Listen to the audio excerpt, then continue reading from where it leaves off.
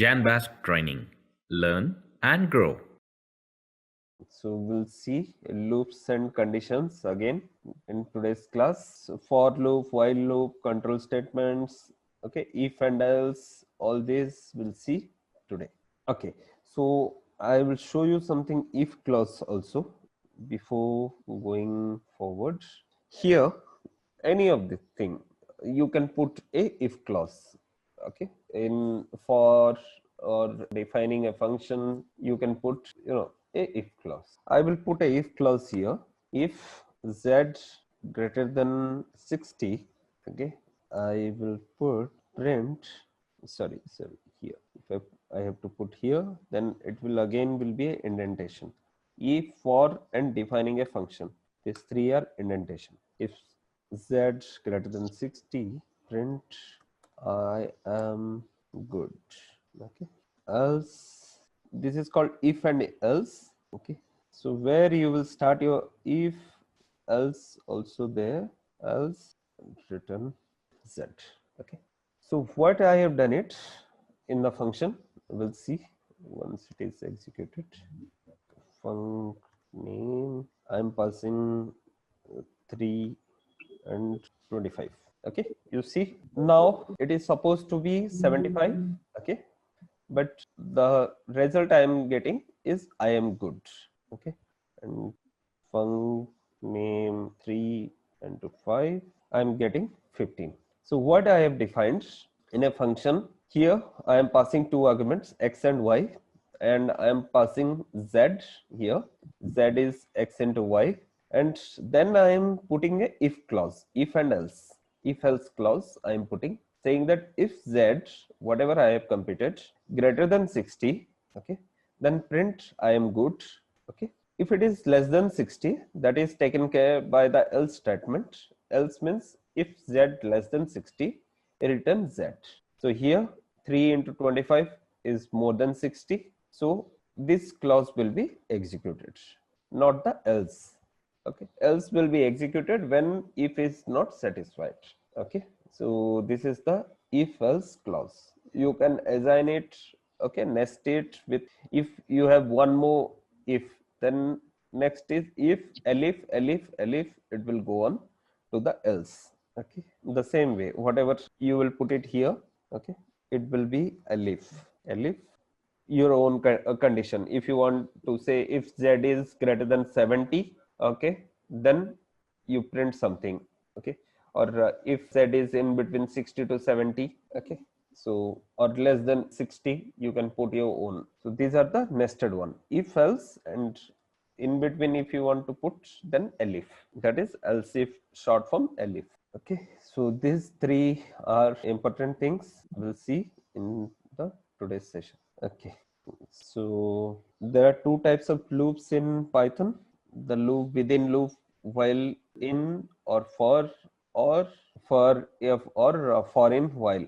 Okay, so loop within loop, one type of, and while executes a, means there are two types: one is while, another one is for. Okay, so we'll see both the things.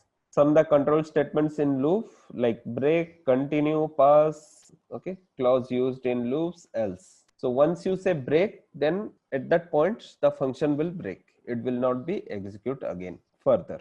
Okay, so print the number, output will be this thing. It will show us for the for statement, like what we have seen by using a for loop, how you can access it. Okay, so here range function, we have seen it. For I in range 5, that means the output will be 0, 1, 2, 3, 4. Okay, so we'll see what's the output. I will define a function with, or variable with range 5. Okay, and I want to access the values for I in RNG. Okay, print I 0, 1, 2, 3, 4. Okay, so here you can specify. Here I am giving only one number, that means it will start from 0 to that number. Okay, because it's wrong, 1, 2, 3, 4, 5 is not there, but it is supposed to be 0, 1, 2, 3, 4 that I have showed you. And one more thing, what you can do, range function, you can pass the start point and the end point. Okay, now we'll see what I am getting. Yeah, the start point is included. Okay, again the end is not included. So I am getting the result from 5, 6, 7, 8, 9, 10 to up to 14. Okay, in that even you can define the steps, okay, or jumps. So what is that stride, or we call it stride? You want 3. That means you want numbers in every 3 intervals. Okay, you see here. First you will get 5 because this is the starting point. Then 3 will be added, 8. Then 3 will be added, that is 11. Then 3 will be added, that is 14. Okay, so these things also possible in the range. Okay, moving forward, the range. So you can put the starting point, end point, and the stride. So here 0, 10, 3. That means it will give you the values from 0 to 10, but with a stride 3. So that's why you are getting 0, 3, 6, 9. Okay, to iterate with the for loop with the length function. Okay, so here the same thing we have seen. For I in range, the length of that list, then print I. Okay, another thing we'll see, at some point of time what it is required, you have defined a list or you are having values in a list. Okay, and you want to compute the index or you want to do something with the index. So at that time what you will do, so your var is nothing but the list. 1 2 3 4 5 6 values are there. That means 6 indices are there from 0 1 2 3 4 5, and you want to do something with the index. Okay, so the function for that one is for x in range, okay, length of var. The meaning I will tell you here, what I have done it. This is called the modification. Once you get handy on that basic one, how to use the for loop, then you will come to know how to do the modification like this way. Okay, so for, then I am putting a variable, that is the my variable. I can put x, y, z, whatever I want in. Then here if you see, it's the variable name or list name I am passing, and here I am saying that instead of that, the length of the variable. So the length of variable is 6 and range 6. Range 6 means it will create from 0 to 5. Okay, now I will see print for the time being x. Okay, you see, so I am getting the number of values present in there. Okay, and if I remove range, then I should get an error because it's saying that the integer object is not iterable. That means you are getting a value on which it cannot be iterated. The for loop is a iteration. You will get values one by one. Okay, here the length you are getting only 7. So for x in 7, it doesn't mean because it's not iterable. Okay, this is the range. On that, once you get 1 2 3 4 5, okay, and some whatever things you want to do, print x into 3, so it will be all numbers will be multiplied by 3, the index value. Okay, the same thing is shown here. Okay, apple, ball, cat, dog, this is a list for I in range. Length of name, okay, length of name is nothing but 0 1 2 3. Okay, and you are creating the range, that means 0 1 2 3, and you are printing the I name. So the first one 0, you are printing the name of that 0. Show it again. I am here printing x, and I am saying that along with that print variable of x. Yeah, so what I am printing, I am printing the index. This is the index I have captured because it's a range from 0 to that one, and in that I am saying that print, along with that print from my variable, slice that index. Okay, if you see, var slash 0 is nothing but 54, var slash 1, okay, I am slashing 1, so that is 76. So you see, your for loop is iterating all these things. 0 1 2 3 4 5 is done with a function, and you are getting it all the values. That's what for loop does. Okay, this x will store the values, that is 0 1 2 3 4. Here it is printing, and I am slicing it with that index.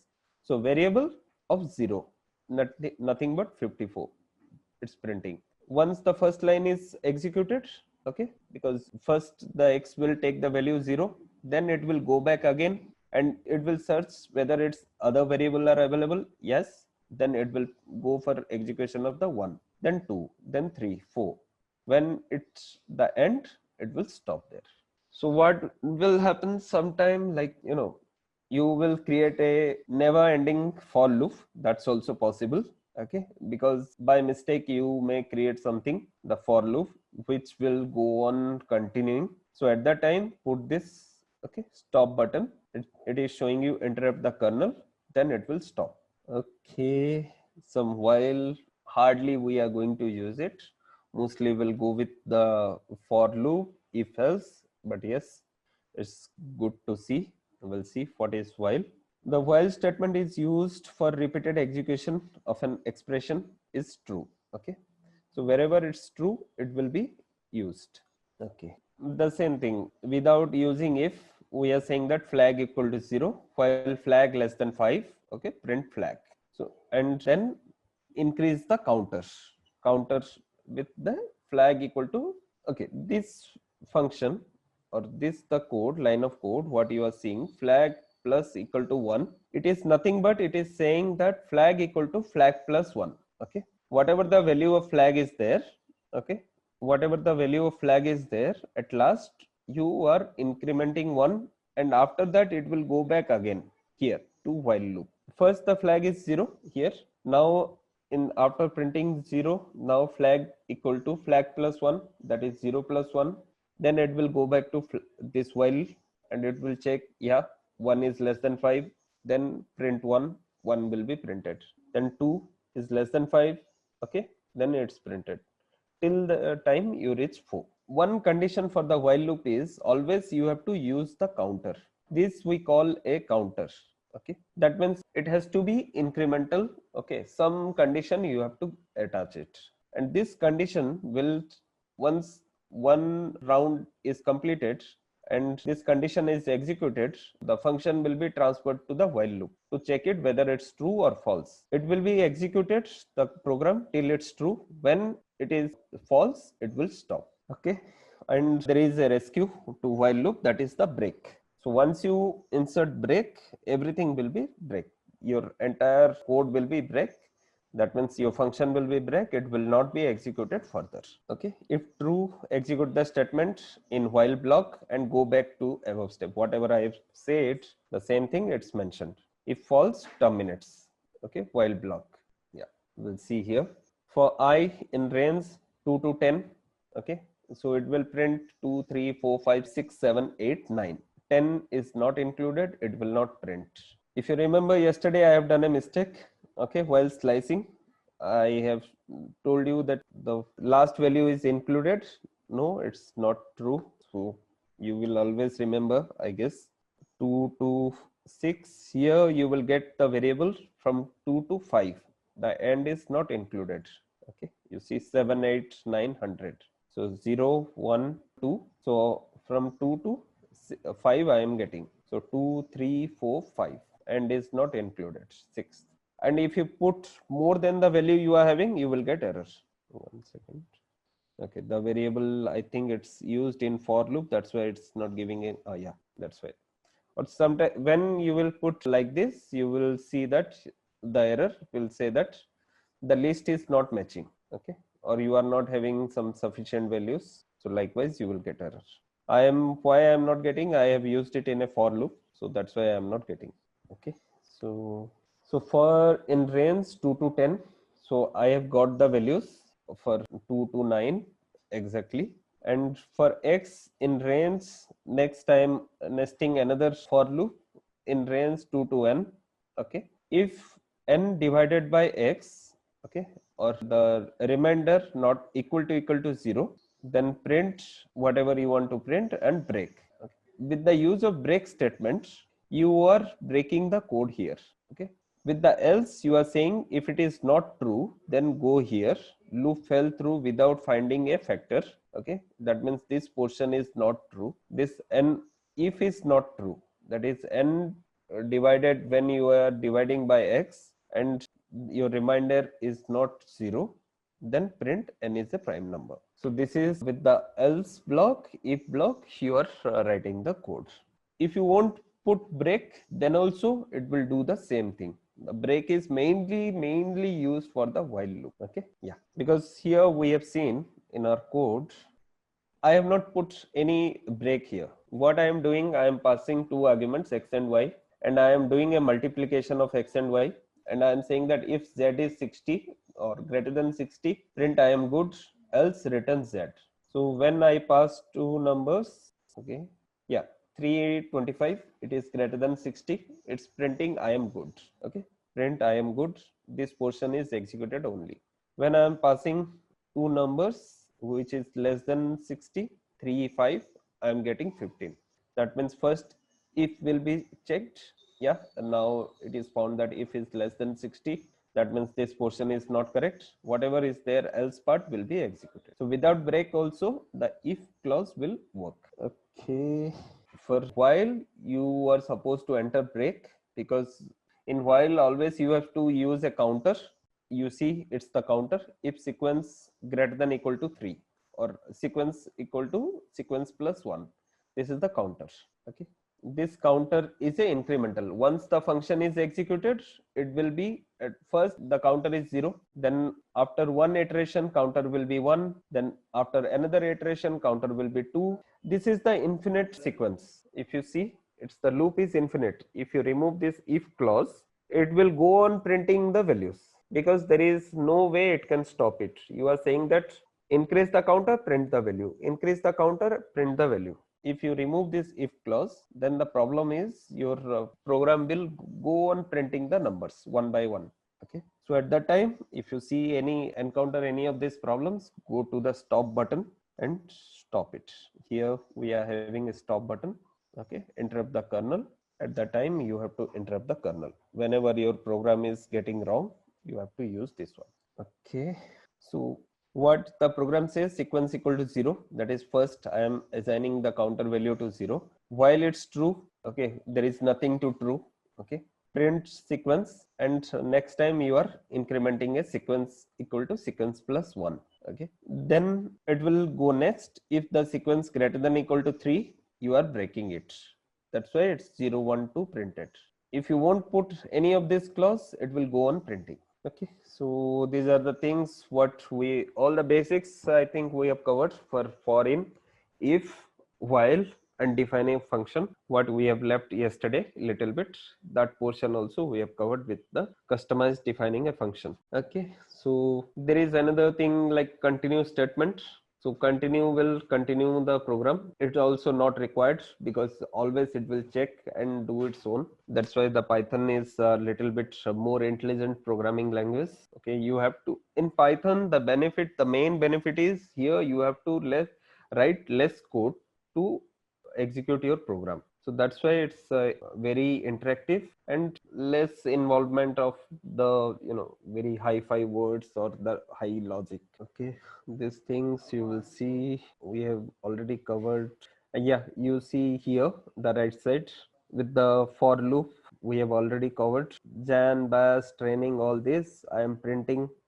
I am taking the I here, that is the 0, 1, 2, and I am slicing it with the list. So from the list of 0, that is Jan, I am printing Jan.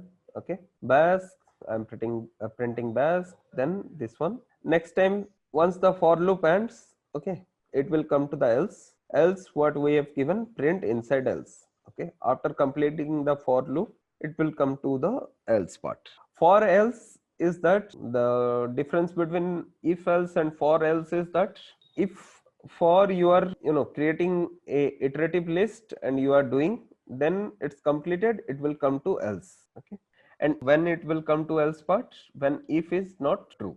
Likewise, if z greater than 60, when I am passing 5 and 3, then the multiplication is 15, then it will suddenly come to the else. The if will not be executed. Okay, nested is, yesterday I have told you, when you are using two of the loops, one inside another, it's called nested. Okay, here you see for I in sequence 1, for j in sequence 2 statements.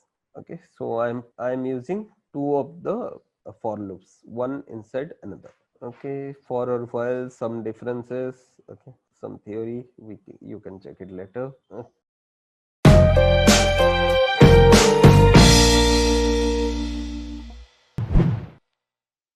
JanBask training.